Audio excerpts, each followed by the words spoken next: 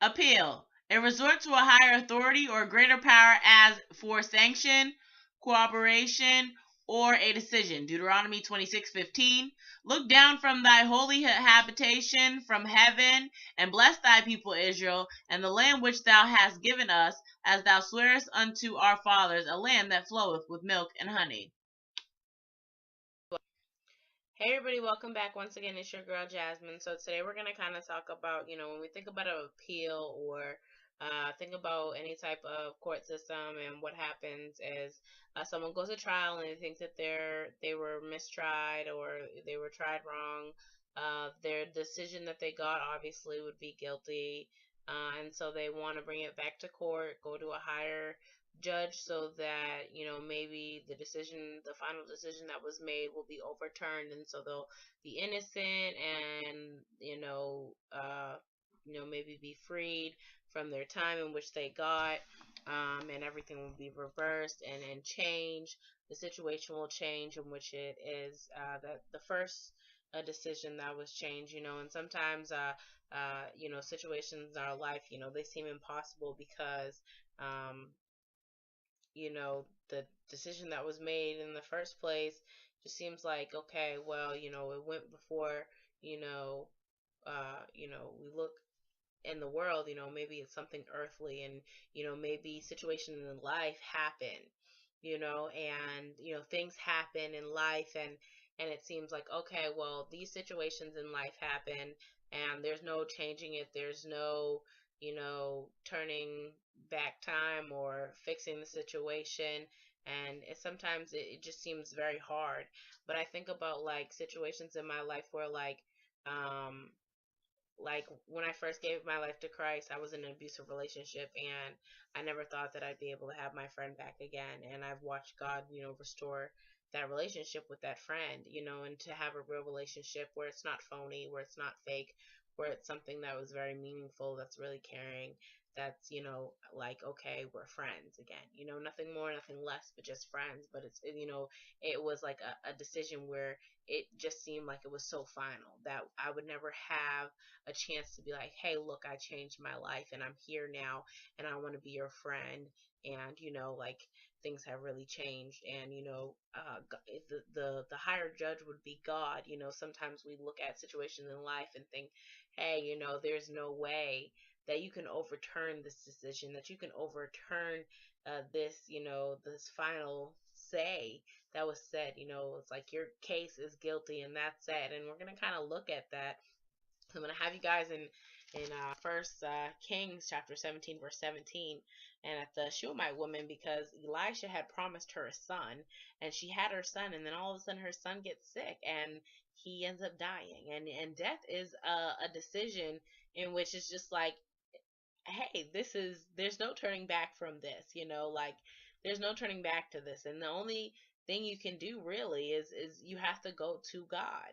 You have to go to God with your situation, and you have to, plead your case to God, like, please, Lord, overturn the decision that was made.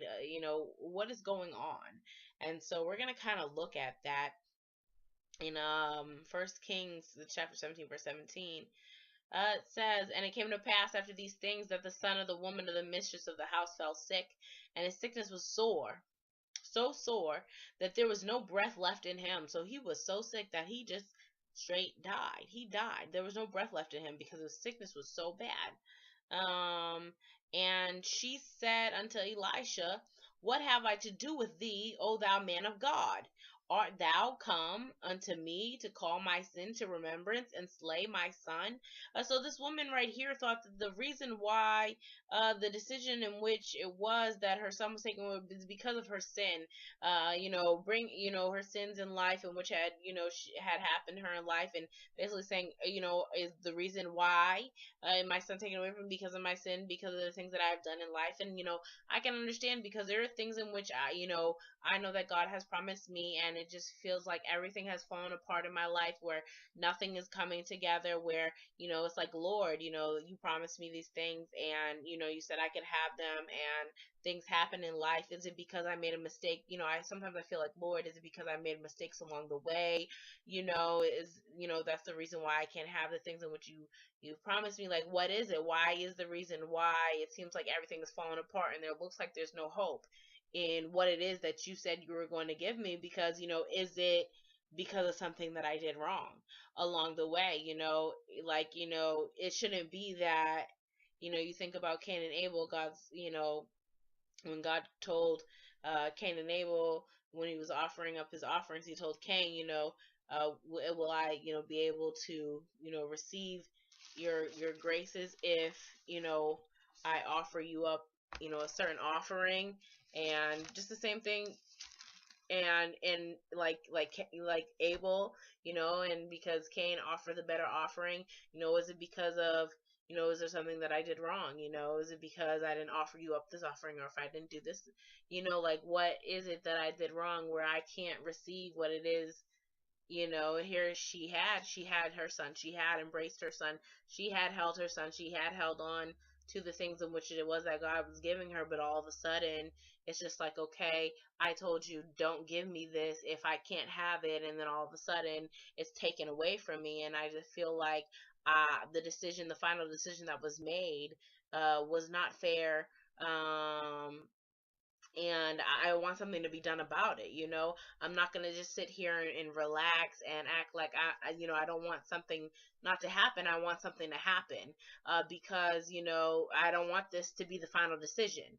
I don't want this to be the final thing that happens, because there needs to be something more that happens. And sometimes in our life, there gets to a point in life where we're just like, look, this is not gonna be the final decision. I'm not gonna let this be the final decision. I don't care what the circumstance looks like. There needs to be something done. And I don't care what the world or society says. Okay, this is what it is, and this is how it's gonna finish, and this is that. I don't care what it looks like. At the end of the day, and something needs to be done. And if I have to go to God for it to be done, then it needs to be done. And I need the higher judge to hear my case, and because I want my case to be pleaded. I want the decision that was made changed, because this is not the final decision. And sometimes we have to do that, because we don't want the answer that we got. It's just not something, we want to appeal. We want our case to be heard. We want that innocence. We want something to be happen. This woman, she had her son, and her son died, and she was not going to continue on in her life unless her son lived, unless she got to embrace her son once more and live her life and watch her son grow, and be able to embrace her son once again. She was not going to go another day without this situation happening in our lives. And so I'm going to put up the first few questions, and then we're going to carry on.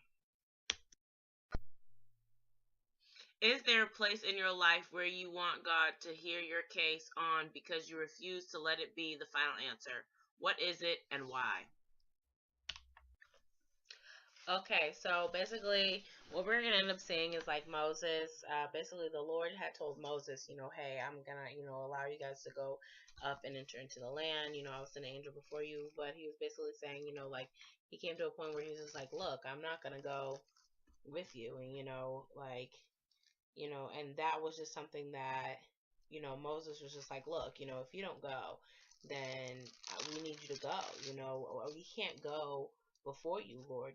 Like, we need you to be with us. And so he was just like, look, he was going to, pray and seek God, and sometimes, he wanted, mercy, for God to show mercy upon him, to show compassion. And we think about in Nehemiah, when, all that stuff was happening, and in Jerusalem, and there was so much going on. There was so much affliction, and Nehemiah, was so burdened by what was going on, and he, he sat before God and he prayed. He didn't like what was going on. He didn't like the final decision. He wanted some type of change. He wanted, there to be something to happen. He wanted God to move in the situation. He wanted God to, move in the circumstance because he didn't want that to be the final decision, but he needed, God to show mercy on the people. He needed God to remember the covenant which he had made the people. And so, Moses prays to God because he's just like, sometimes that's what it takes. It takes the prayer, to start interceding on the behalf of the situation that happens, because we want God to move. We want, him, to change the circumstance, the situation, and the ruling that he has made, because, we want things to change. We want to see a difference. We don't want the situation to still be the same. I know there's things in my life in which, like, that I really want for my life, and I see no hope in the situation changing. I see no hope in the situation changing, and the only way that it can change is if God can move the situation, if God can change the situation, if God does what it is that, he says he can do. But otherwise, the situation is not changing, and sometimes we need to just, pray and allow God to just intercede, to intercede on our behalf, because, if he can't do it, if he's not walking with us, if he's not, I know that, there's certain things that I want for my life, and I can go out, I can go get it, but do I not want to be walking in the will of God? Do I not want God to, go with me as I go on my journey? No, I need God to be with me. I don't want to go do my own thing. I want to be walking in his will. I look at all these other people in life, and a lot of them are doing what they want and doing it their way, but I want to be walking in what God wants for my life. I don't want to be doing it my way. And the only way that I can, do it is if God, the judge, has a final say and fixes my situation and changes the verdict, of my situation, and changes, my dead situation, and makes it different. And Moses prayed. He prayed, and he said, if you don't go before us, then, how can we really go? How can we really go if you do not go before us? And we're going to kind of see that. It says in verse 12 of Exodus 33, and Moses said unto the Lord, see that thou sayest unto me, bring up these people, that thou hast not let me know whom thou wilt send with me. Yet thou hast said, I know thee by name, and thou hast also found grace in thy sight. Now therefore I pray thee, if you have found grace in thy sight, show me now the way, that I may know thee, that I may find grace in thy sight, and consider the nation of these people. And he said, my presence shall go with thee, and I will give thee rest. And he said unto him, if thy presence go not with me, carry us not hence. For wherein shall it be known here that I and the people have found grace in thy sight, if it is not that thou goest with us, so shall we be separated, I thy people, from all the people that are upon the face of the earth. And the Lord said unto Moses, I will do this thing also that thou hast spoken, for thou hast found grace in my sight, and I know thee by name. So basically he was saying, look, I will do what it is that you have asked of me, and you have found grace in my sight. He was basically, you know, basically going to go with them, basically going to allow them, was going to go with them up into the land and be with them on their journey, but he was not going to do it without God. He was not going to go without God. He needed God to make this decision, to change the final decision which he made, because he was not going to be like, oh yeah, I'm going to allow you guys to go and move forward, but I'm not going to, be with you guys. And he needed God to be with him on the journey. He needed, like I said, there's things I want in my life, but I cannot move forward if God is not with me on my journey. If God, you know, is not walking with me, I need God to change his mind, to change his, on my situation in which it is that I have in life. There needs to be something different, I want him to hear my case, because I don't believe that this final decision should be the last decision, and I don't want to go another day with the decision in which was made being the way it is. I want to change. I want something to be changed. And so we're going to kind of see that with um, Elisha. And it said in verse 21, and he stretched himself in First Kings 17:21, and he stretched himself upon the child 3 times, and he cried unto the Lord, said, O Lord my God, I pray thee, let this child's soul come unto him again. So he's pleading his case. And the Lord heard the voice of Elisha. He heard his case. And it says, and the soul of the child came unto him again, and he revived.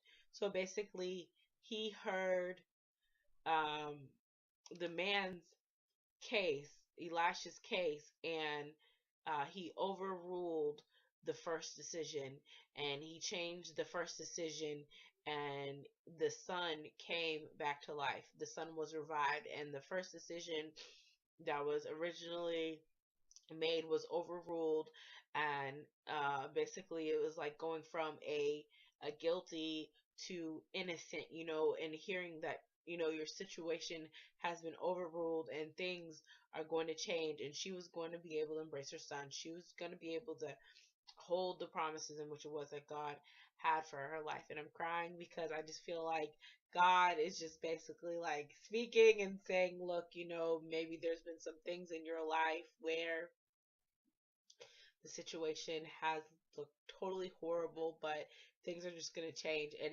this is big for me because I just feel like I didn't know what it was that God was going to have me teach tonight. I just started teaching. And so for me to hear that, the decisions that just looked dead in my life and completely like there's no hope in them, and I can't move forward until, the decision is overturned and changed, and God's saying, right here as I speak, that the situation is changing, and this is so real, and it's overwhelming, and it's just a blessing. So I'm gonna put up the next few questions, and we're gonna carry on. All right, guys. Peace. Have you pleaded your case before God, and did he reply? What was God's answer to you if he replied? Okay, so basically, when we look, when we go bring our case before God, when we ask God to forgive us of our sins, and when there is, God will forgive us of our sins, and we will be innocent, and we'll be proven, and the decision that was once made that we will die and go to hell will be turned over, and we will be uh, basically able to enter into the kingdom of heaven. And so basically, you know, the decision which was previously made was overturned, and now there's a different outcome. There's a different, situation, scenario in which is going to be taken. And so we kind of saw that with God when He made the decision that, I'm not going to go up with you guys because of the decisions that you guys decided to make. But Moses was not going to quit. He was going to make sure that he pleaded the case of the people, and, Lord, we're not going to be able to go if you do not come with us. He was pleading, he was begging for mercy, pleading, allow your grace to be with us, Lord. We need you to be with us as we're going on our journey, because we can't do this without you. We need to be walking with you. You need to be with us along our journey. You need to be with us along our way. And it feels really good when you have a place and a case in life where things have been, different in life, and things have been going one way, but all of a sudden, you plead and you beg and you cry out to God, and then he's able to change the circumstance. I talked about Nehemiah earlier. When Nehemiah cried out to God, and he prayed out to God, and he fasted before the Lord, that the Lord would allow the king to allow him to go out there and make a difference in Jerusalem, where the wall was, where the reproach was, where the affliction was. He needed there to be some type of change, so that the door would be able to be open, so that he could go out there, and there would be a different change. And sometimes that's what we need to do. We need to go before God. We need to pray. We need to fast. We need to ask God, to change the situation. If the first thing that Nehemiah did when he went to approach God was he he confessed the sins of the people. We have been sinners, we have fallen short, but remember your covenant, O Lord. That's what he was saying in Nehemiah 1. And sometimes that we what we need to do in First Kings, that's exactly what Elisha did in First Kings chapter 17. He went before God. It says in verse 20, and he cried unto the Lord and said, "O my God, hast thou brought evil upon the widow with whom I sojourn by slaying her?" And he stretched himself upon the child 3 times, and he cried to the Lord and said, "O Lord my God, I pray thee, let this child's soul come unto him again." And it said that the Lord heard his voice. You know, when we cry out to God, when we think that, you know, there's no point. Like, I think about it like this, okay? Like, I remember I was at a point in my life where I felt like, you know, I had gone to God with a situation in my life, and he kept telling me, just carry on with your life, like, don't whatever. And I got to a point in my life where I went back to God and I was like, Lord, you know, I said, I need you to tell me, is this what you want for my life? And when I went to him the second, that time, he answered me. He said, "Yes, this is what I want for your life." And there comes a point in time where, like, we, what if the widow woman would have never just gave up? She just gave up right there, and at that point in time never decided, hey, because God said no the last time, because I was found guilty the first time, because I was, this is the first time, I'm not going to try again. I'm not going to appeal. I'm not going to go stand before a higher judge. I'm not going to, what if you, take your situation in which it is that you're going through, and you never go before God? You never ask God, Lord, help me change my situation. Help me fix the situation. The situation that just seems dead, like there's no hope. If you're guilty, it's just like, okay, I'm just going to take the guilty. Here's this woman, her son was dead, and she was just like, look, I'm not taking this as the final answer. I'm not taking this as, you know, this is not, this is not the answer. I'm not taking it. I want there to be another situation. And sometimes we have to plead before God, Lord, this is not the final answer. This is not the final decision. I know that you can change this. I know that you can open the door. And so it says in verse 23, and Elisha took the child and brought him down out of the chamber unto his mother's house and delivered him unto his mother. And Elisha said, see, thy son liveth. It feels really good. I think about, back in the day when I used to get locked up, and those times where I would go to court and they would let me free, and I didn't have to go and get locked up, and it just felt so good. It felt really good that I could be free. And I bet it felt so good that her son liveth, that she was going to be able to embrace her son once more, and that he was alive again. He wasn't dead, and there was something, if she never decided that she wasn't going to approach God on the behalf of her situation, would she have got her son back, or would she have just buried her son and just carried on with her life and acted like, okay, well, you gave me this son and then it died, and then, now nothing. She wasn't going to do that. She wanted to bring her case. She wanted to appeal and go to a higher judge. She wasn't going to let life circumstances just allow uh, it to be the final say, and she knew that even in death, God could still do something. All things are possible for them who believe. If you believe in God, God can fix any situation. I don't care how broken it is. I don't care what it looks like. I literally had a situation in my life where I didn't believe one of me and my friends could be friends because our friendship was so hectic back in the day. And we are great friends, and we laugh and we joke and we kid, and it is great. And I love it. And God is the one who reconciled the situation. God is the one who allowed, the situation to come back together. And it's beautiful because God was in the midst of it.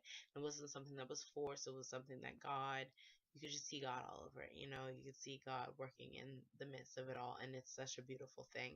And when God, makes the decision where, he changes his mind and he opens up doors, it's beautiful, and it's real, and she got to enjoy her son.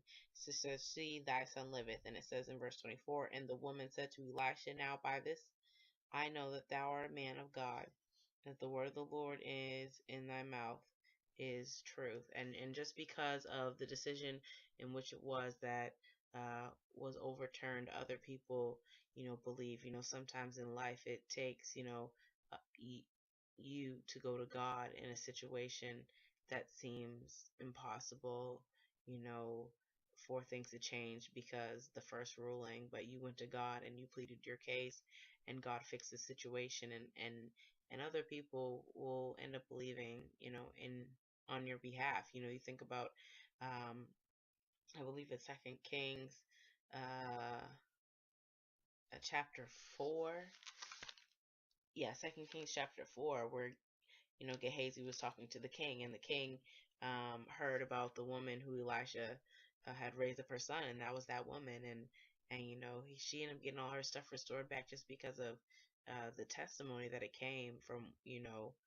But if she would have never gone to Elisha and been like, plead my case, I don't believe that this is the final say, like if she never went to Elisha and said, plead my case, would there even be, a Second Kings chapter 4 where the king's like, oh, I heard about your story and I'm going to restore your stuff back to you?